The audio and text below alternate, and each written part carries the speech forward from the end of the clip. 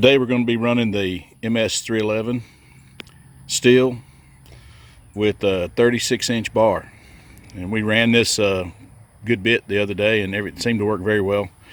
You keep her running, keep a good sharp chain on it, and make sure you're running it in such a way that sawdust is coming out really good. We did have a couple issues with it jamming up on the end of the chain tip, but that was probably just the way we were running it. It wasn't the saw itself. The saw was pulling fine. So I'm on a video cutting through a couple of these bigger chunks here.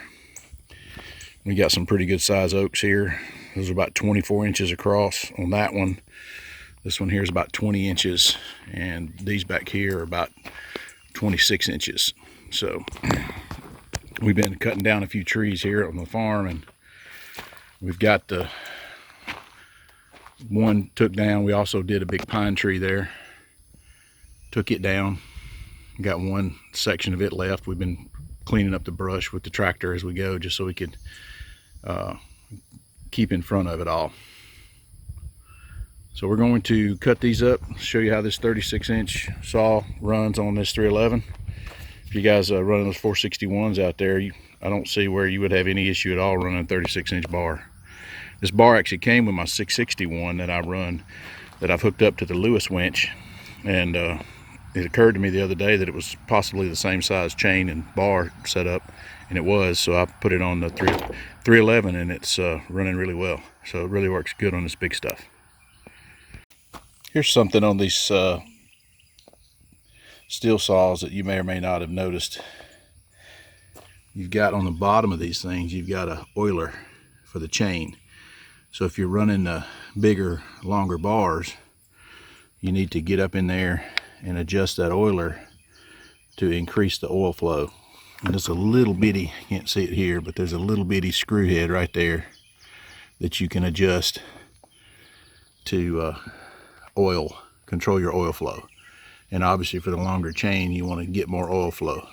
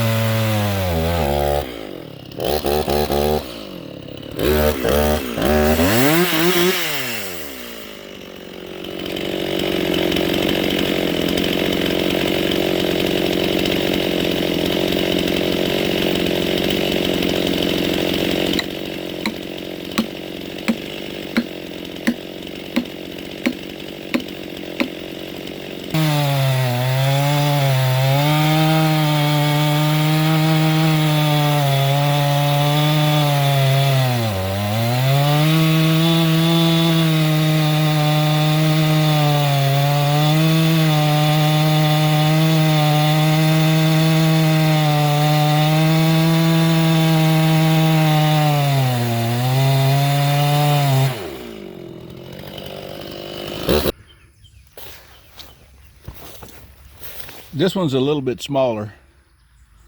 I'll get my measuring tape out in a minute and measure these. But that chain gets a little grabby, as you can see. But I got a good edge on it, and it's cutting really good.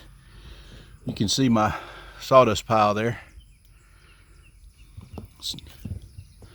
We're gonna move this log out of the way and get y'all a backside cut.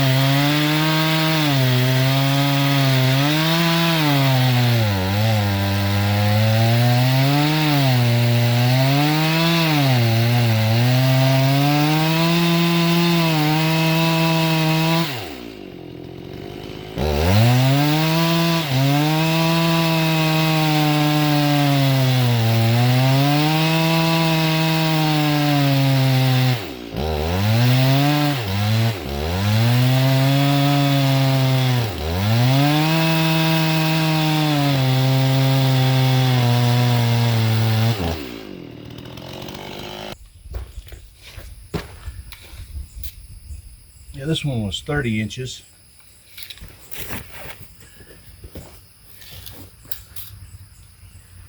$28 and $25. So these would have been multiple passes with that 20 or 25 inch bar. That 36-inch bar just takes some getting used to. Seems like you have to adjust the chain a good bit on it, I guess because there's so much friction on it, but it cuts good as long as you can keep it straight and keep it moving. I'm sure on the 461 or even the 661 it would run a lot better, but that 311 is pretty light compared to those other two.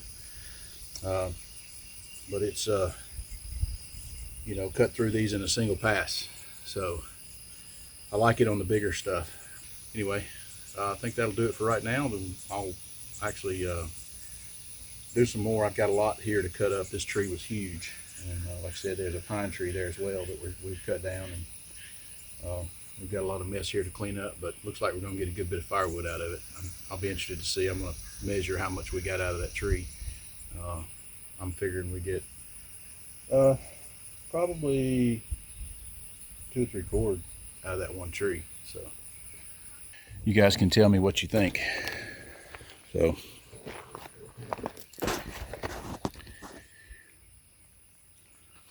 we got wood there that I already cut up. We've got these big logs here, and then we've got all this up through here that I've laid out so it can be cut. So we'll see how much we got there, but it's a lot. Like I said, these big sections are 30-32 inches in size. All right, guys, we'll see you on the next one.